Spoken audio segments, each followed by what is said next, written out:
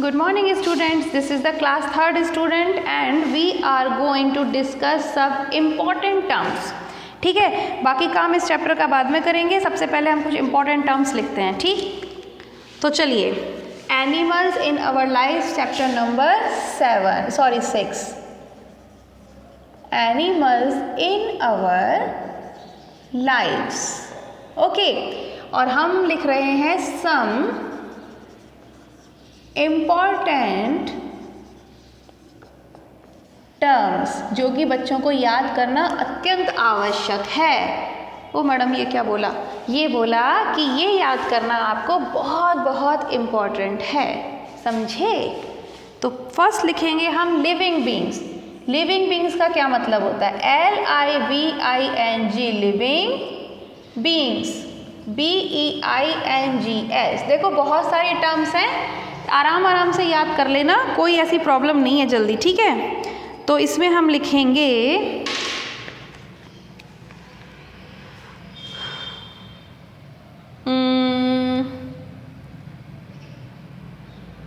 कैसे लिखवाऊँ इसको? Living beings हम किन्हें कहते हैं? जो कि those who born, grow and die. ठीक है, अभी आप आगे और पढ़ोगे साइंस में, तो आप पढ़ोगे they can respire, they can move, they can reproduce, तो वो सब चीज़ें पढ़ोगे आगे चल के. बस सबसे सिंपल जो डेफिनेशन है वो यही है कि जो चीज़ें बॉर्न होती हैं, जिनका जन्म होता है, जो ग्रो करती हैं और जो मर जाती हैं, उनको हम लिविंग बींग्स कहते हैं. ठीक है, जैसे कि ह्यूमंस, प्लांट्स एंड एनिमल्स. ठीक. Second is domestic animals. Domestic animals ये क्या होते हैं? जिनको ह्यूमन एनवायरनमेंट में रहने की आदत होती है. वाइल्ड एनिमल्स हमारे घरों के पास या हमारे साथ नहीं रह सकते, बट डोमेस्टिक एनिमल्स रह सकते हैं. तो कैसे लिखेंगे हम? एनिमल्स दैट कैन, या विच लिख लेना आप, फालतू कंफ्यूज मत होने की जरूरत है ना. Animals which can live in home environment, जिनको घर जैसे एनवायरनमेंट में रख सकते हैं, जो घरों में रहने जानते हैं. ठीक है ना. अब वाइल्ड एनिमलों को घर में रखने की कोशिश करो, वो तुम्हें ही खा जाएंगे. ठीक. अच्छा, इसके बाद मैं लिखवाती हूँ आपको वाइल्ड एनिमल्स. Wild animals. तो वाइल्ड एनिमल्स कौन से होते हैं? Animals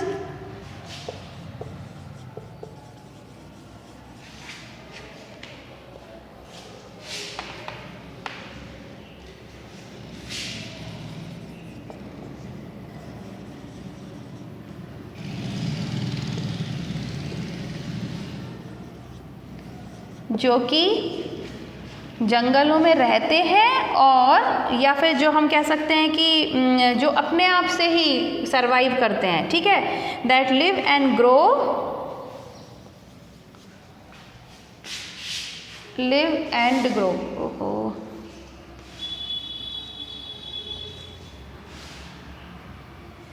and grow in nature. ठीक है. फोर्थ, बहुत सारे हैं, कितने सारे लिखोगे पता है? 13 है कम से कम. लिखवा दूँ सब? मैम आप तो पूरा चैप्टर ही याद करवा दोगी क्या? बेटा ज़रूरी है, क्या करें? Insects, INSECTS, insects, very small animals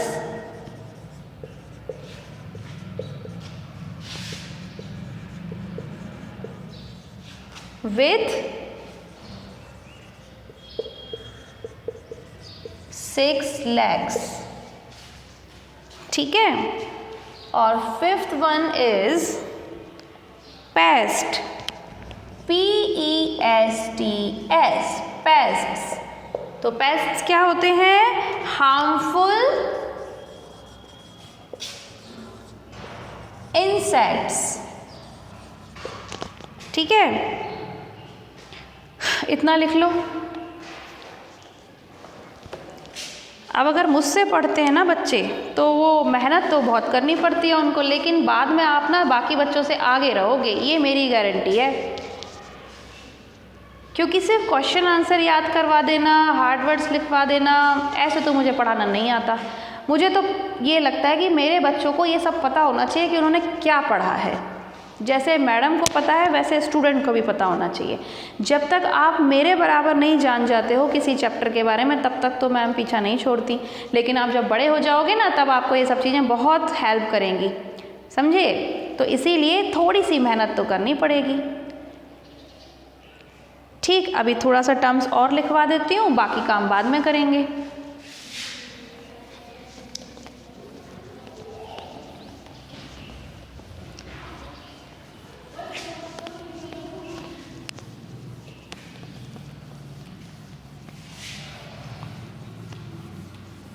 और इस बात की चिंता मत किया करो कि हार्ड वर्ड्स पहले करने हैं कि वर्ड मीनिंग पहले अरे जैसे मैं करवाती हूँ वैसे कर लिया करो। मेन बात होती है कि जो चैप्टर में पढ़ रहे हो वो तुम्हारे दिमाग में होना चाहिए। हार्ड वर्ड्स के लिए पेज छोड़वाऊँ तो पेज छोड़ दिया करो, अगर बोलती हूँ बाद में करना है तो बाद में कर लिया करो, ठीक है? इतना टेंशन मत लिया करो। नेक्स्ट लिखो शेल्टर, छोड़ो। अच्छा, फिर हम लिख सकते हैं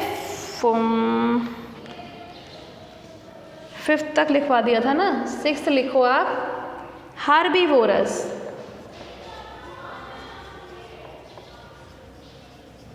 हार्बीवोरस एनिमल्स, ठीक।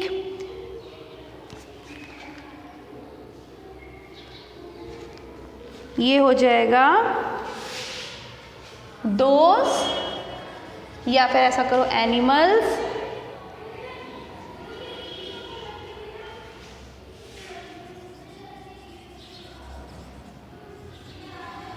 that eat plants, ठीक है। 7th carnivorous, CARNIVOROUS, carnivorous animals. Animals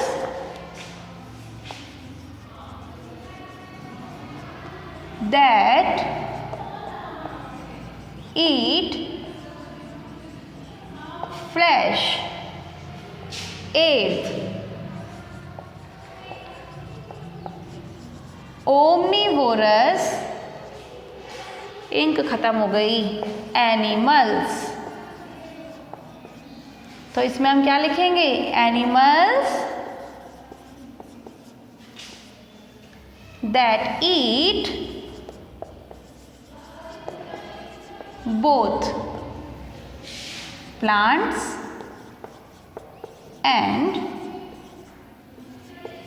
flesh, ठीक है? इतना लिख लो।